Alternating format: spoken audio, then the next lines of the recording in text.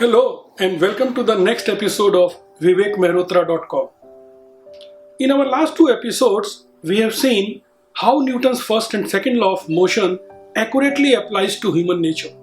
In this episode, we will talk about Newton's third law of motion, or what I call Newton's third law of motivation. We all know, according to Newton's third law of motion, to every action there is an equal and opposite reaction.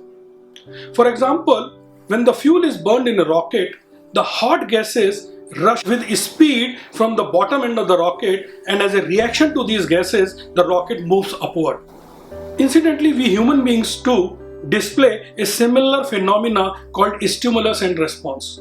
Whenever we get a stimulus, our body responds to it. For example, when our hand touches to a hot surface, even before we realize it, the hand is taken away through a reflex mechanism. Or for that matter, if a dog barks behind us, our heart rate goes up.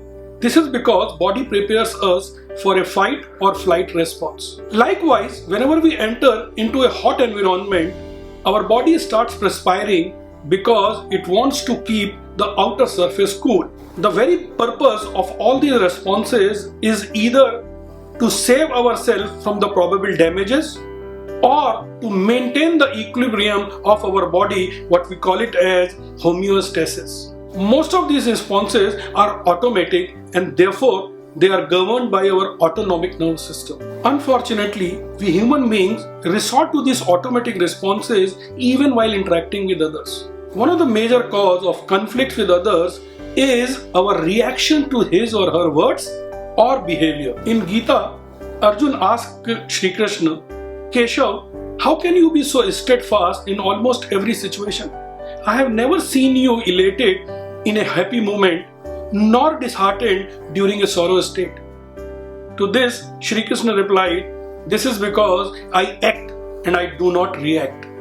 An action is always controlled and to the point, whereas reaction is uncontrolled and vigorous in nature. At this juncture, I would like to invite you all to introspect few of your recent interactions with your loved ones, spouse, your children, your superior, your team members, your colleagues. I am sure you will realize that majority of the situation, it was more of your reaction rather than a proper response to what the other person said or the manner in which he or she has behaved.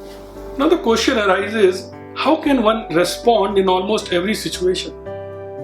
Well, the answer comes from Dr. Stephen Covey. He said that between the stimulus, that is what happens to us, and our response, that is how we respond to that situation, there is a space. And this space provides us a freedom to choose.